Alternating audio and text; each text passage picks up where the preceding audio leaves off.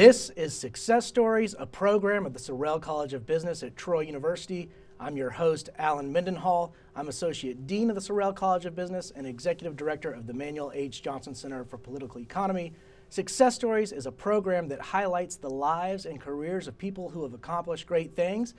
And Secretary of State Wes Allen is one such person. He's my guest today. Secretary Allen, thanks for being here. I appreciate it, Alan. Thank you. Well, as we sit here right now, you are roughly 1 year into the job. Talk about the first year on the job, what it was like, what surprised you, what you're proud of, and what you're looking forward to in 2024. Well, 1 year yesterday. Was when I took the oath of office, and man, what an incredible honor to be able to represent the fine folks of Alabama. I've got the greatest job ever, and you know, our team is one purpose: come in every day, work hard, and serve to the best of our ability. And quite a journey to get there to that point, and we're just pleased with how the first year has went. We've worked really hard. Those first few months in office, we just kind of rolled up our sleeves and went straight to work. And before I took any kind of speaking engagements or moving around the state or doing anything, we just wanted to get in and work really hard, learn more about the office, learn about all the employees and each division and so forth. And so we're really excited about where we are and how far we've come and what's coming up. So we're looking forward to it. Well, in some respects, you had an advantage in that you were a probate judge for a decade, roughly. Right. And so you had a lot of experiences with elections already. I think you managed maybe, 12 elections or so while you were a probate judge. Yeah. So you had that type of insight. You had that type of on-the-ground experience. This is just dealing with elections, but at a different level. Not only elections, but elections is a major part of your job and what most people think about when they think about Secretary of State. Yeah, you're right. Being the chief elections official at a county level, probate judge, it really got me a lot of experience in working with the circuit clerk and the sheriff and those other entities that help run the elections. I mean, that's very important, from the boards of registrars, appointing poll workers, training those poll workers, proofing the ballots, getting those ballots printed, doing all the things that kind of go into getting election day ready to go, and seeing how all that works and comes together was tremendous in the campaign for Secretary of State. And you know, that's what we heard from all 67 counties, and from Florence to Dothan and Baldwin County to Jackson County and everywhere in between. At the top of people's mind is election integrity and election security. And you know, we had the experience in that area, in that field, and I think it translated well, the experience we've got from the probate office days. It's an administrative heavy job, and so that really helped me gain a lot of experience. And bringing that local experience to a statewide constitutional office, I think, is very vital. Well, you were a prominent name, a statewide name, as a probate judge, and I'll go back a minute to 2013. I remember Senator Rand Paul came right behind us to the Renaissance Conference Center and was giving a speech to the Alabama Republican Party. I don't remember if this was like the annual dinner or what it was, but I want to say it was winter time. And somebody took the podium and did that thing where they acknowledged public official and they say, so-and-so's here and so-and-so's here, and everybody clapped. Well, they said your name, and the entire building stood up. You got a standing ovation, and that's unusual, I would say, to get that type of statewide recognition as a probate judge. And you also have a reputation of being a very efficient manager. I think when you were probate judge, you had no election-related errors when you were in office. So that's astounding. How did you accomplish that? How did you get your name out there? And what really set you apart as a leader? Well, listen, it's a team effort, and you know, who you surround yourself with is important. And that's, you know, I come from a team background, was a walk-on football player at the University of Alabama, so I understand how important team is. And if you don't have good folks around you, man, you're not going to be successful. And that's what I recognized early on in my probate office days as a probate judge. We put together a great team there as well, and had a great team in place. And you depend on each other. I mean, you depend on those guys to do their job. You hold them to a standard and what you expect. And I got to work alongside Jamie Scarborough as our circuit clerk in Pike County, and Russell Thomas as the sheriff, and so many great boards of registrars. I mean, it just all kind of comes together. And so it really was an excellent time just to be able to be in there and work really, really hard. And, you know, we just wanted to make sure that we dotted our I's and crossed our T's, and that's what it's all about, attention to detail. And, you know, that's what I can say with certainty, is that you just pay attention to those details. Pay attention to those small things, because they add up to be big things. Well, you're an alumnus of Troy University. Right. You're an alumnus of the University of Alabama, too, but we're going to claim you for the purposes of this no show. doubt. What did you study at Troy? You got a master's. I did, Troy. sport management. Oh, yeah. I graduated University of Alabama in '98, came to Troy on a graduate scholarship, and got into getting my master's degree there, and just fell in love with Troy. And that's how I ended up in Troy. You know, I was originally born and raised in Tuscaloosa, and then came to Troy and got my master's degree, and my wife and I got married and kind of put our roots down, anchored down, and raised our 2 children, Davis and Deanna. How about that? And what did you study when you were at Alabama? Well, I was in the school of New College. I don't know if you've ever heard about New College, but it kind of allows a student to pull from all the different schools in the university. And I studied and kind of designed my own program, my own degree of athletics administration. I took a lot out of business. I took a lot out of media. I took a lot out of education. And so it just kind of helped me tailor my degree program at the University of Alabama. And I'm an administrative mind. That's kind of how I work, set things up, type A personality. And it kind of helped me tremendously and get trained as you walk along that path of life in your journey. And then Troy, you know, was a huge part of that. And of course, Troy's still our home. When you mentioned your wife and children, yeah, how important is family to you, and faith? How important are family and faith to you? Man, listen, that's everything. Your faith and then your family. And if those two are so vital to who I am, and you know, that faith anchors us and anchors me in everything that I do. You know, and my family, my wife of 24 years, and my children, Davis and Dee, and how important they are, and we just love them so much, and very, very proud of our kids. Davis is 21. He's a senior in accounting at Troy. Oh, wow. Okay. Yeah. Oh, that's amazing. And Dee is a sophomore at the University of Alabama. Oh, that's great. So we're very, very proud of them. And you know, our faith is important. We worship and are members at First Baptist Church in Troy, and been very active there for many, many years. We love our church family. And listen, when you go through trials of life and the journey, you're going to experience trials and going to experience setbacks. And if you don't have that strong faith family like we've got at First Baptist, I mean, I don't know how we would have made it. I mean, they've just been such powerful prayer partners. We love our faith family there at First Baptist Church in Troy. Well, y'all are pretty young empty nesters. We are. We are. I was kidding with Kay right after the campaign ended and we got elected in November of 2022 that both kids were kind of gone, and we were like, man, this is, you know, what are we doing here? This is strange, you know. Yeah, so we're getting used to it, and it's good. But listen, it's just another journey, you know, another part of life, another chapter, and we're getting used to it. Yeah, I can remember when I took my first son home from the hospital and put the car seat down on the floor, and then thought, well, now what? Now what do we do? But it's probably it's probably a similar reaction when your child moves out and the last child moves out and the house is empty, and you think, oh, now what? You know, I know, but it's been fun. And listen, they supported me in every step of my professional career, from Troy University, working there in the athletics department, to, you know, being probate judge and getting elected to the Alabama House of Representatives, and then of course throughout the long campaign for Secretary of State. If you don't have that strong family with you, it makes it, I can't imagine, it'd be very, very difficult. Well, I'm glad you brought up your time in the House of Representatives. I was going to ask you about that. Yeah. You spent roughly, 4 years? 4 years, one term. House. One term. What made you decide to leave the position, or at least to run run for the House, and at least potentially leave that probate position when you ran, and then of course when you got elected? Actually. No, that's a great question, because I had a lot of guys in the House like, why in the world would you leave being a probate judge to come do this in the legislative branch? You know, I wanted to take that experience and what I dealt with every day, being, you know, kind of implementing the laws that are passed as a probate judge.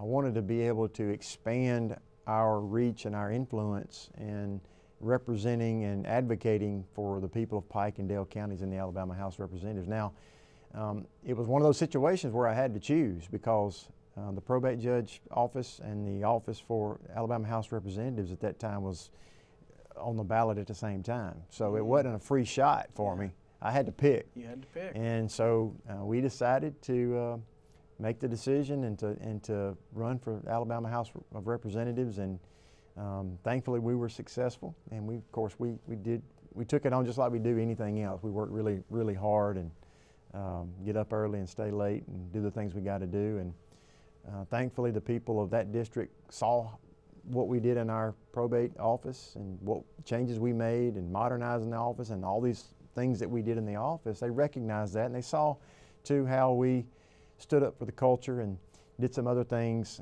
fiscally responsible, and I think the folks recognized that, and we're very, very, very thankful. Well, one of the first things you did when you were elected, or when you took office as Secretary of State, if not the first thing, was withdraw the state from the Electronic Registration Information Center. Eric, explain why you did that and why that was significant. Yeah, that garnered a few headlines. Eric, as you said, the Electronic Registration Information Center was a group of about 31 states that kind of came together and sent their data on their voters to a vendor, third-party vendor. And I didn't think it was the best fit for Alabama. I thought we could control our own personal information, the 3.7 million voters in this state. And I wanted to be able to do that in an Alabama-based solution. And what Eric did and what it required of Alabama and other states to do was to send the personal information of our voters, personal information on minors, those approaching the age of 18. And then it required Alabama to identify those who were unregistered through the driver's license system. And so, I thought it was a data mining tool and to identify, and I didn't think that we needed to be required to do that. And there was other secretaries of states from around the country that tried to get change, said, hey, if you'll just make a few changes, the thing will be a good program. But we went straight to work, and I took, I raised my right hand, took the oath, and when I walked in my office, I signed the letter to officially withdraw Alabama from the ERIC system, and then we went straight to work. Meetings upon meetings of all around Montgomery and state government to trying to leverage all the information, all the things that we got in state government to try to come up with AVID, which is the Alabama Voter Integrity Database. And man, we've got a great team that works so incredibly hard. We launched it in September, and it's a four-pronged system. Number one is our interagency agreement with ALEA.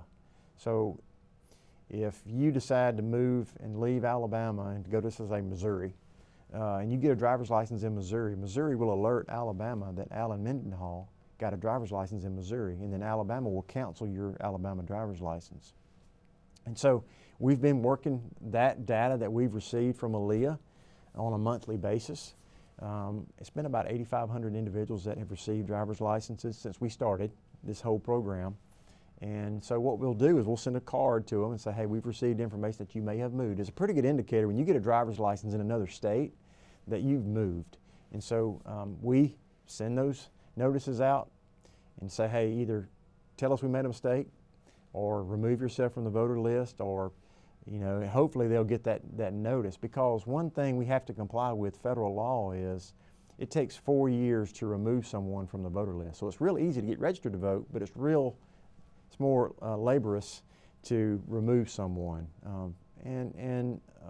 because of federal law. So if someone passes away, obviously we can remove them instantly. But the second thing that we're very, very proud of is our bilateral agreements with our border states, Tennessee, Georgia, Florida, Mississippi, and now Arkansas, and we're talking to other states as well to get a bilateral memorandum of understanding with them to exchange data with each other. And Mississippi and Tennessee were never part of ERIC, so we've never exchanged data with those two states. We've already started the data exchange with Tennessee. A little over 8,000 individuals are registered in Tennessee or also registered in Alabama. So we send those same cards and say, hey, Please update, remove yourself, whatever the case may be. Third prong in that AVID system is our use of the national change of address. So if Alan Mendenhall moves, normally what you're going to do is tell the post office, please send my mail from my Alabama address to my new address where I'm moving to out of state. And we've identified a little over 30,000 individuals that's done that as well. We're working that data as we speak. And and then the fourth one is the National Death Index kept by the Social Security Administration. So if someone from our state travels to Montana, let's say to Yellowstone, and they unfortunately pass away, we'll have access to that data. That hasn't always been the case because that data belongs to that particular state where that Alabama resident passes away. The Alabama Department of Public Health does a fine job of getting the information of those individuals in our state that pass away within our borders and get that to the various boards of registrars throughout the various counties to remove those individuals off our voters list. But we haven't always had that information out of state. And so this four-prong attack, I think, is good. Voter file maintenance is the foundation for election integrity. That's where it all starts. And we want to make sure that we are working hand in hand with those boards of registrars and those all of our 67 counties of our state, because that's where it begins. Well, it's so interesting to me to hear you describe the secretaries of state working together in that way.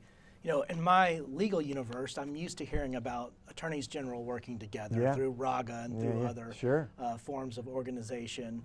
And I spoke at the State Financial Officers Foundation back in August and got to hear a lot of state treasurers speaking about how they coordinate and work together. But this is interesting to me to hear, and it makes perfect sense. I mean, everybody's dealing with national elections. Of course they would work together. But is it just incidental that the states you described or that you mentioned were all red states, or is it, I mean, is it incidental in the sense that they're just our neighbors? Or is there something more coordinated going on politically? Are the states that are more oriented toward conservatism, for example, communicating together more than, say, blue states and red states are?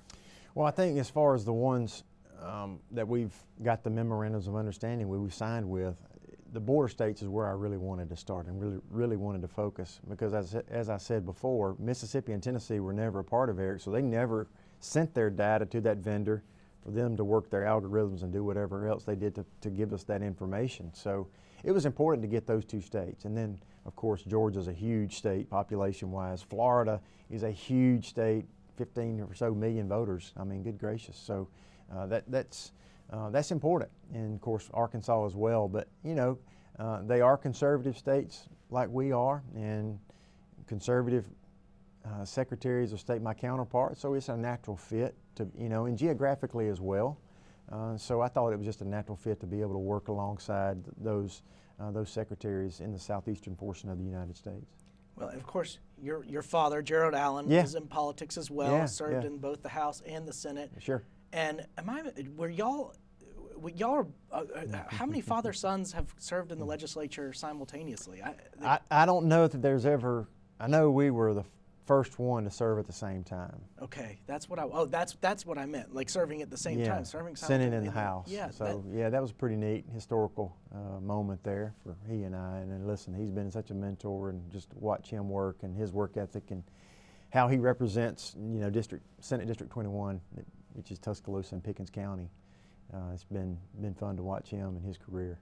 Well, and I would imagine it was helpful to you as you first got into politics, when you first ran for office, to have somebody like your own father to bounce ideas off of, to talk about, to say, how do I start a campaign? Who do I pay? Who do I hire? All that kind of stuff. It's probably a lot easier when you had that type of resource. And no doubt he is such a resource. And too, when he had questions that would come before him when I was a probate judge, he'd say, hey, what about this bill that may impact probate courts or probate offices, or those probate offices that sell the car tags or do the titling or whatever it may be. So we would bounce ideas off each other, but he was a natural resource to have and such a tremendous resource. Well, sure, that makes perfect sense to me, because after the Obergefell decision, there were all kinds of new issues that the legislature was dealing with marriage licenses and all that. So it makes a lot of sense that he would come to you and ask about the sort of the quotidian elements of the job and how you issue the marriage licenses and all that. So yeah, that makes a lot of sense to me.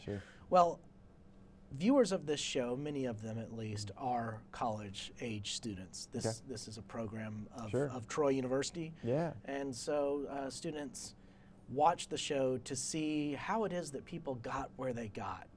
And one theme that has emerged over time is that there's not really a formula.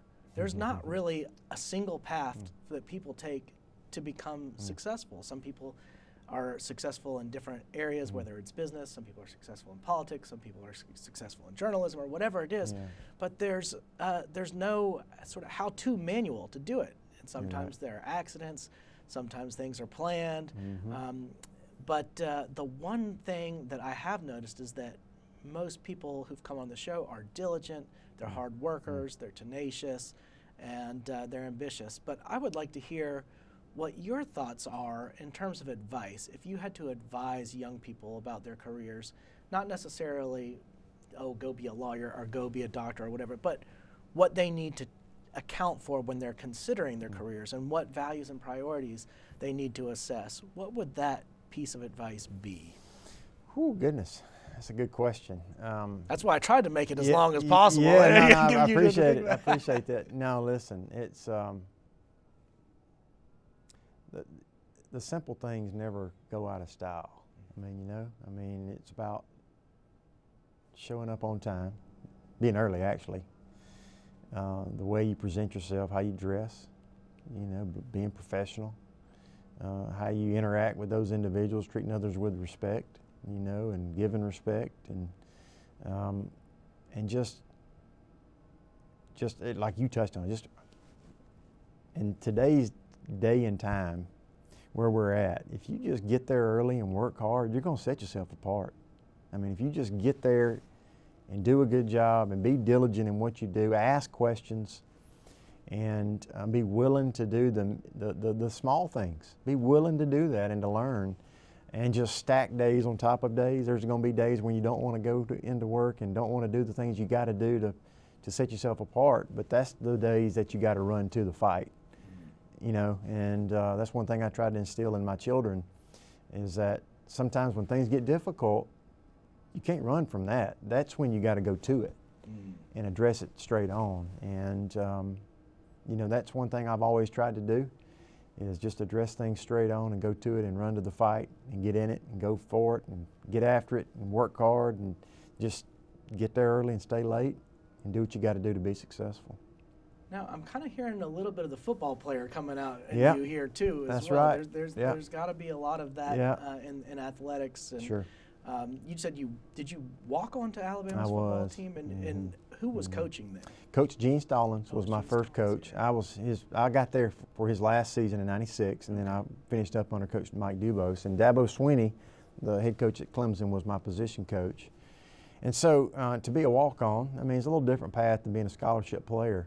I wasn't real good. I was not a good player. I couldn't play dead in a Western, man. I mean, I was not good at all. But, I learned how to just do the things that sometimes that others didn't want to do. And I'm very proud of what I was able to accomplish and, be a part of that team and what that taught me, that team concept, because there's so many lessons to learn in that locker room. Being a part of that team and just doing your job. Everybody has a different job you got to do, and just go in and get after it. Like for so long, I was on the scout team. It was my job to go out and get the defense ready to play on Saturdays. And what position were you? Wide receiver. You were wide receiver. Wide receiver. So I was, I had to go mimic what the opposing team was going to run offensively, and I wanted the defense to be ready. So I wanted to give them a look as good as they could possibly get, and you pay your dues. And you work hard, and then you get opportunities down the road, and that's what that transferred so much to professional life as well. You're gonna get knocked down, get back up, get after it. You're gonna have setbacks.